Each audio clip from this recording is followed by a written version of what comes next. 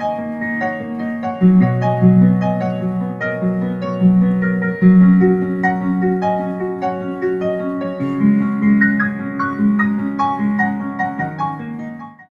justement, Educavox a fait plusieurs reportages sur l'école 42.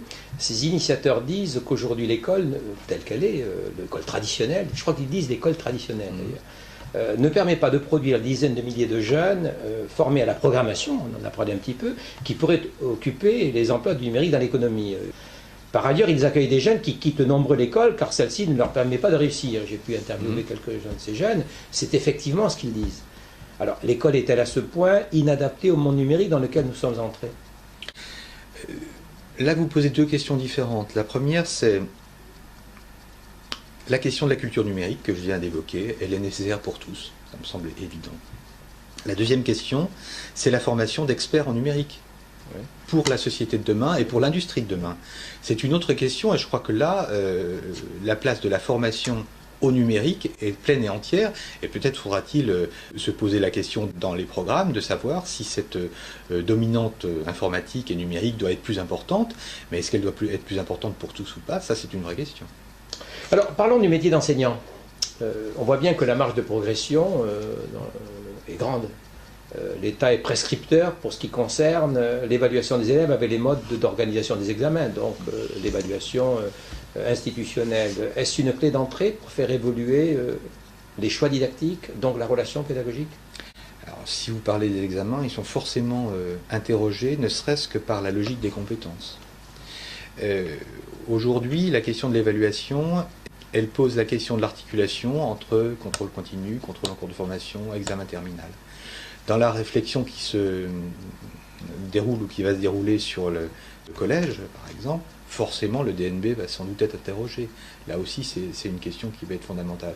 Mais aujourd'hui, effectivement, l'entrée dans le numérique permet de poser la question du suivi des élèves différemment, et notamment par les livrets de compétences, par exemple, d'assurer un meilleur suivi, un meilleur accompagnement des élèves individuellement, et donc pose la question de la validation de leurs compétences en fin de cursus. Donc pose la question inévitablement des examens. On le voit, l'écosystème numérique bouscule toutes les pratiques, et en particulier celle de l'école. Mais en quoi l'impact du numérique sur les politiques publiques de l'éducation prend-il un nouveau sens? Le numérique dans l'éducation, en relation avec les questions des politiques publiques, renvoie à la question des partenariats. Et je crois que le numérique a une vertu, et je pense notamment au grand chantier des ENT qui, depuis 10 ans, nous anime beaucoup. Il a beaucoup de vertus, mais il en a une en tout cas, c'est d'avoir permis aux collectivités et à l'État de mieux travailler ensemble. Et je crois que sur ces chantiers du numérique, qu'on pose la question des équipements, des débits, de la maintenance, de l'assistance, de la pédagogie, des matériels, on ne peut pas réfléchir ces questions sans articuler les collectivités, les constructeurs, l'éducation nationale, les éditeurs de ressources. Et je crois que c'est un beau chantier de collaboration, de coopération, de co-construction un petit peu à l'image de ce qu'on souhaite dans le numérique. Est-ce qu'on peut dire la même chose dans la relation entre le public et le privé? Je crois qu'on a déjà des exemples. Et dans la place des entreprises, donc. On a des exemples aujourd'hui de collaboration publique-privée, de partenariat public-privé. Je crois que notamment dans le domaine de l'édition, j'ai entendu récemment qu'il y avait une coproduction CNDP avec un éditeur, des CRDP sont impliqués dans cette collaboration. Je crois que les éditeurs privés sont très intéressés par l'expertise d'opérateurs publics autour des ressources. Il y a aussi des constructeurs privés qui se rapprochent de l'éducation nationale pour compléter l'expertise qu'ils n'ont pas toujours dans le champ pédagogique. Donc je crois qu'on est dans cette culture du partenariat, de la transversalité, du travail en commun pour construire ensemble. Démarche de l'UX design, expérience utilisateur à l'usage des entreprises, par exemple. Votre cheminement personnel, on va en parler un petit peu, est allé comme nombre de vos collègues de la classe vers la haute administration, mais vous présentez une originalité, c'est celle d'avoir été en charge de la formation des cadres de l'éducation nationale à l'ESN durant un peu moins d'une dizaine d'années. N'y a-t-il pas là, pour ce qui concerne le numérique éducatif, une priorité absolue? Je pense à la formation des cadres intermédiaires de l'éducation nationale.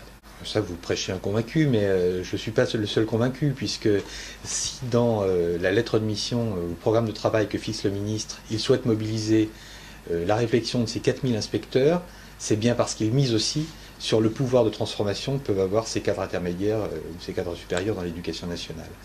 Alors, je pense qu'il y a plusieurs raisons à miser sur la formation. D'une part, je crois qu'il faut absolument que les cadres, les inspecteurs, soient des leviers de transformation. Les personnels de direction aussi. Et les personnels de direction, mais vous m'interrogez sur les inspecteurs. Il faut que les cadres de l'éducation soient des leviers de transformation du système, et en tout cas pas des freins. Notamment pour libérer les initiatives. Je crois que il faut, bien sûr qu'il faut des cadres de référence, il faut un certain nombre de normes. Il faut aujourd'hui aussi que les enseignants soient dans une culture de la confiance, et que cette confiance, elle s'exprime dans des innovations qu'on puisse accompagner, et les cadres sont effectivement là pour accompagner ces innovations. Deuxième aspect de la formation qui me semble importante, c'est la formation au et par le numérique. La formation au numérique, on formera les cadres numériques, il n'y a pas de grande difficulté, même s'il faudra définir les contenus. Moi, je mise beaucoup sur la formation par le numérique. Je crois qu'il faut absolument que les cadres de l'éducation nationale aient, à un moment de leur parcours professionnel, vécu une formation à distance, vécu une formation avec des outils numériques, pour comprendre les changements de positionnement que ça implique, même de rapport au savoir que ça implique, voire de relations entre apprenants que ça implique. Je pense aussi, troisième aspect, que la formation qu'on construit aujourd'hui pour les cadres, il faut commencer à la réfléchir pour les cadres de demain, parce que les cadres de demain seront des geeks, seront des jeunes gens qui ont baigné dans le numérique, ce qui n'est pas notre cas. Et je pense que la formation qu'on leur proposera dans quelques années, et ça ira très vite, elle sera forcément différente de celle qu'on propose aujourd'hui, et qu'il faudra justement, à ce moment-là, intégrer pleinement les usages sociaux qu'auront ces jeunes cadres de l'éducation nationale. Enfin, dernier point, et qui me semble important dans la formation au et par le numérique pour les cadres, c'est que la formation au et par le numérique apporte un peu une culture de l'horizontalité dans un système qui est quand même très largement inspiré par une culture de la verticalité. Et je crois que permettre aux cadres de comprendre que l'horizontalité dans les relations et dans la construction du savoir, c'est une plus-value pour la réussite de tous, je crois que c'est un point extrêmement important dans la formation des cadres. Merci beaucoup Michel Revers-Chambilliot. Je vous remercie de le temps.